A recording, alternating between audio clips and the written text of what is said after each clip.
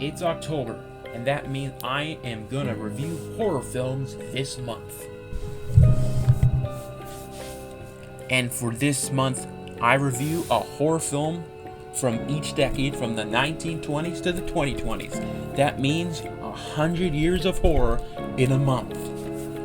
My pick for the 1920s is Nosferatu. Not any of the remakes, the original classic, the original chiller, the original, one of the pioneers of horror, German expression, the Nosferatu. Of course, the remake by Eggers, of course, I think is the best Nosferatu of all time. But what is the scariest? I mean, if the scariest one still is better at Halloween, the original is the original is the scariest ever. It's one of the scariest horror, not just 20s, it's one of the scariest horror films ever made. It's a chilling atmosphere film.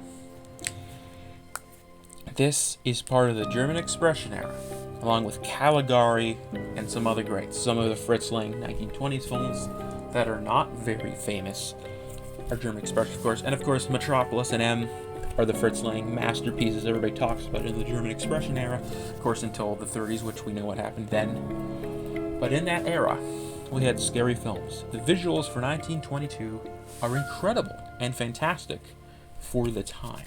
The production design, not like the best, but it's really good. I love the sets. I'll really, really love like each shot, just the setting. It's chilling. Whether you watch a tinted version or a crappy black and white version on VHS, which is still chilling, because again, there's a million VHS versions from like the 80s and 90s, but some of those and all the scores are different. One of the crappy DVD copies I have has the best score I've ever heard of Nosferatu. On Blu-ray that have an official score, there is one. That's fantastic. Of course, in the 1930s, they didn't have the rights, I don't think, for Dracula, so they named it Nosferatu. Then in the 30s, they made Dracula, and that's super iconic. In my opinion, I think more people still know of Dracula from the 30s. But Nosferatu is something special. The atmosphere, again, and it's like a slasher too. The kill count, as he goes around killing people. And again, one reason it seems scary is because it's so old. That's why Orlok seems like, the film is so scary. And Orlok feels like a real vampire because it's so old. But it's just something. The creepiness, the creepy, chilling atmosphere of Nosferatu. There's something about this film that's a chiller. And spoiler warning, I guess, at the end, he has his hand, he's going up the stairs or whatever in the shadow of Nosferatu. It's just one of the most chilling endings to any horror film as well.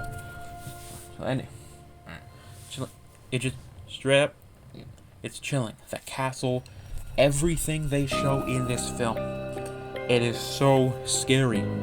For me, it is just creepy, it's eerie, it's crazy, it's everything. So that's all I have to say. Is really, it's up there with some of the best horror films from the 20s, like Phantom of the Opera, Caligari, which is the definition of German expression. It's also a masterpiece from 1920, which you gotta see as well. But I'm reviewing Nosferatu. I think it's one of the pioneers of horror. Like, obviously there's other horror films. Obviously, they came out before this. I mean, there was Dr. Jekyll and Mr. Hyde from 1920 as well. 1920 was pretty significant for horror because that was at least the first feature version. This is the first technically vampire. It's also the same year as that I can't remember off the top of my head the name, but it was that witchcraft film from 1920. That's like a cult film. That's a chiller. I can't remember the name, but anybody who knows obviously knows it. Where it's just insane. It's messed up. Again, the 20s, for me, the 20s was a really interesting decade. Especially for horror. There weren't many horror films. And the industry technically, by the 1910s and stuff, it became an industry horror really didn't become a genre until the 30s, until like Universal made these horror films and they became hits. It really became a genre. It became a genre in film, but it wasn't really a genre in the 20s. So anytime there was a few horror films from the 20s, and it's like, holy shit, that's not what usual films are from the 20s. You know, you got so many films from the 20s. But when you get a horror, that was different. And Nosferatu stands out. And of course, it's not even a Hollywood film, because it's, again, Germany. So, and Germany brought a lot of the best horror films from the 20s. Not many Hollywood productions made horror. Like, they literally didn't know anything about that. So, again, if you haven't seen Nosferatu, please check it out. And I know there's a lot of people, like, again, they won't just not watch silent films. Some people won't even watch black and white, or whatever. And then, you know, silent films, they're like, forget it. Why should I watch a crappy silent film from the 20s? Because it is like, some of these films from the 20s are made so well. Like, no talking, and they, you know, have a great story. Great story. They can tell a great story without words. And silent horror is really unique for me.